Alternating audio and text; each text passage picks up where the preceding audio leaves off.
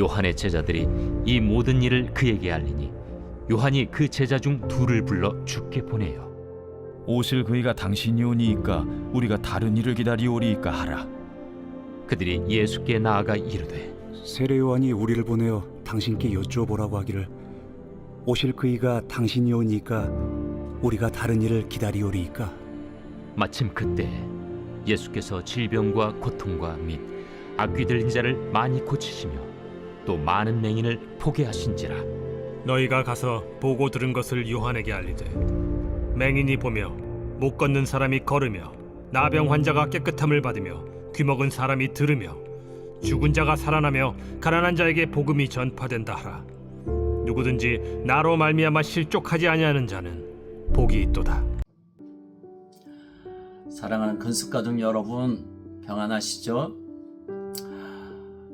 요 며칠 강추위에 너무 고생이 많으시죠? 영육간에 강건하시기를 빌면서 오늘도 하나님의 말씀 가운데로 함께 나아가겠습니다. 누가복음 7장 18절에서 23절의 말씀입니다. 감옥에 갇혀있던 세례 요한은 이 모든 일 17절에 언급되어 있는 온 유대와 사방에 두루 퍼진 예수님에 대한 소문을 제자들을 통해 듣게 됩니다.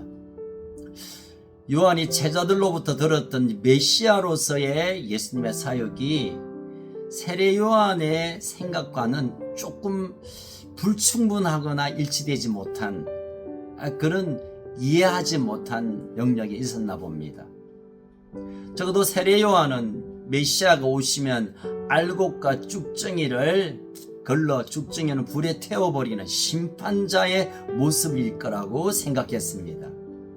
그러나 예수님의 모습은 그런 심판자의 모습보다 사랑과 위로와 회복과 치유와 그들을 끌어안는 이런 소문들이 많았던 것 같습니다. 요한은 자신의 기대와는 다른 예수님의 사역에 대한 얘기를 제자들로부터 듣고 또 그들에 보내어서 지금까지 예견했던 그분이 맞는지 예수님께 직접 확인해 보고자 질문을 던지게 하였습니다. 오실 그이가 당신입니까? 우리가 다른 일을 기다려야 합니까? 요한의 짧은 질문이지만 이 질문 안에 구체적인 질문이 있습니다. 오실 이, 다시 말하면 예수 그리스도의 메시아성을 확인하는, 이스라엘을 구원할 자로 오신 분이 맞느냐라는 내용입니다. 요한은 적어도 예수님을 메시아 곧 하나님으로부터 보냄을 받은 자가 맞는가에 대한 의심이라기보다는 하나님으로부터 보냄을 받은 예수님의 사역이 지금까지 이스라엘에게 약속된 구원의 사역이 맞는가 확인하고 싶었던 것 같습니다. 요한의 이런 질문의 과정을 통해 메시아에 대한 의심을 확신으로 바꾸려고 했기보다는 말씀을 통해 가지고 있었던 예수님에 대한 확신을 더 분명하고 더 공고히 하려고 했다고 생각해 볼 수 있습니다. 자, 요한으로부터 보냄을 받은 두 제자들을 예수님이 이렇게 답변하십니다. 22절에 보니까 예수께서 대답하여 이르시되 너희가 가서 보고 들은 것을 요한에게 알리되 맹인이 보며 못 걷는 사람이 걸으며 나병한 자가 깨끗함을 받으며 기먹은 사람이 들으며 죽은 자가 살아나며 가난한 자에게 복음을 전파된다 하라.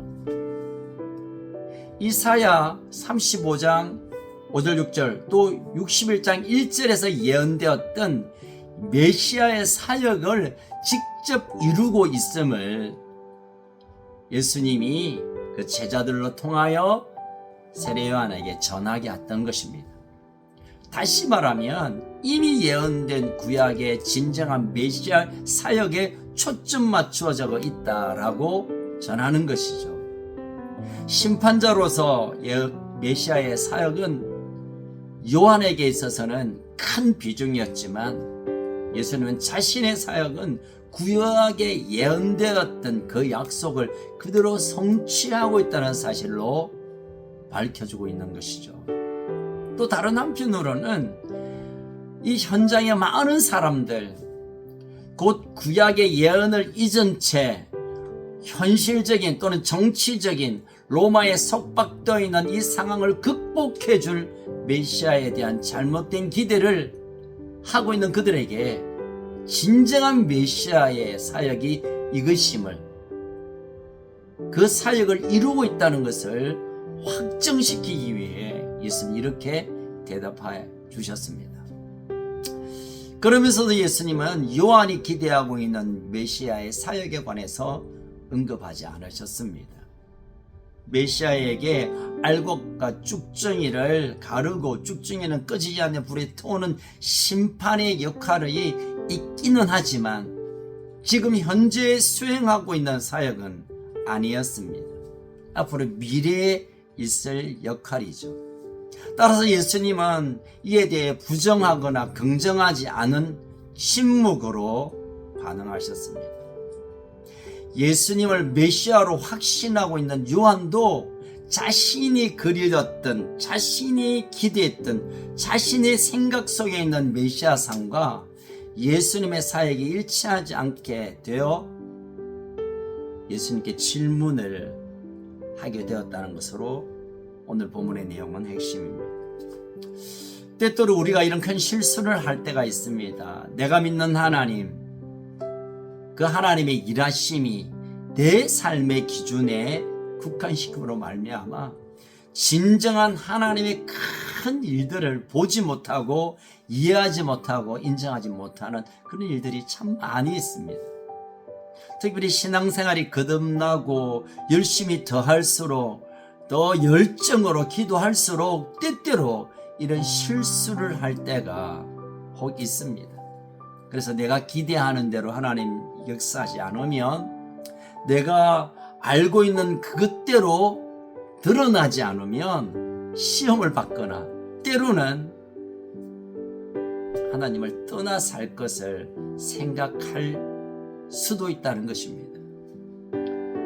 사랑하는 가족 여러분, 우리가 가지고 있는 확신, 철저히 성경에서부터 온 것이고, 그리고 그 확신으로 인하여 살아가는 우리의 삶 또한 성경 안에서부터 그 길을 찾고 그것을 확인해야 될 것입니다. 오랜 신앙생활 또는 열심을 통하여 내 나름대로 사고체계 안에 집어넣어 놓은 신앙은 결국 이런 이해되지 않는 상황, 또 내가 받아들이지 못한 하나님의 일을 우리가 놓칠 수 있고, 그것을 이해하지 못함으로 우리가 큰 어려움을 처할 수 있다는 사실을 기억해야 할 것입니다. 지금까지의 내 나름대로의 생각, 그것이 나의 생각이든 또 나의 어떤 세계관이든 가치관이든 또는 그것이 신앙관이든 이 모든 것을 잠깐 내려놓고 말씀 그대로를 받아들이고 믿고 붙드는 이 작업이 우리에게 끊임없이 일어나야 될 것입니다. 다시 말하면 겸손히 내 생각을 내려놓고 하나님의 말씀 앞에 우리가 겸손히 무릎을 꿇는, 그래서 하나님의 말씀이 내 생각을 지배하고 하나님의 말씀이 내 신앙을 완성시켜 가도록, 내 의지와 내 주관과 내 생각이 신앙을 만들어내는 것이 아니라 하나님으로부터 온 것을 우선 취하는 그런 겸손함이 우리의 신앙이 진정한 신앙으로 가는 길이 될 것입니다. 사랑하는 가족 여러분, 오늘도 참 때때로 하나님이 살아계신다면 도대체 이 세상이 이렇게 될 수 있나?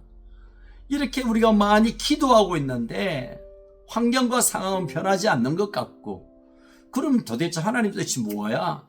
우리 생각과 우리의 판단 기준으로 보면 이건 맞고 저건 틀리고 그건 오케이고 이건 안 노고 하나님 뭔가 문제 있어, 이렇게 큰 실수를 할 때가 있습니다.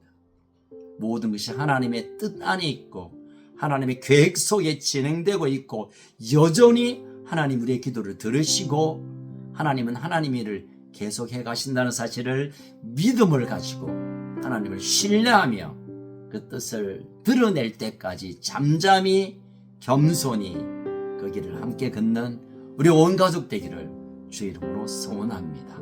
함께 기도할까요?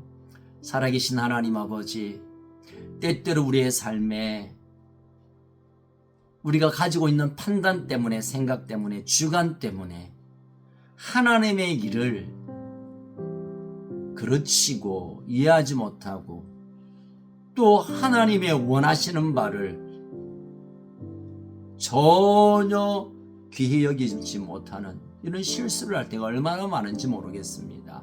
주님, 성령께서 날마다 우리를 깨닫게 하심으로 말미암아 계속 말씀으로 하나님의 뜻 가운데로 성령의 감동에 따라 하나님의 약속의 말씀으로 우리가 계속 나아가게 하여 주옵소서. 오늘도 혼란한 이 세상 가운데 여전히 하나님 일하고 계시고 여전히 하나님 주장하고 계심을 믿으며 오늘도 기도를 쌓아 올려드리고 오늘도 그 뜻을 받고 걸어가는 우리 아름다운 가족들 되게 하여 주옵소서. 오늘 우리가 어디에 있든지 그곳에서 하나님을 알아가고 하나님의 뜻을 깨닫는 복된 하루가 되게 하여 주옵소서. 우리의 참된 소망 되신 예수님 이름으로 기도합니다. 아멘. 여러분 추위에 승리하시고 하나님의 큰 위로하심과 인도하심이 있기를 축복합니다.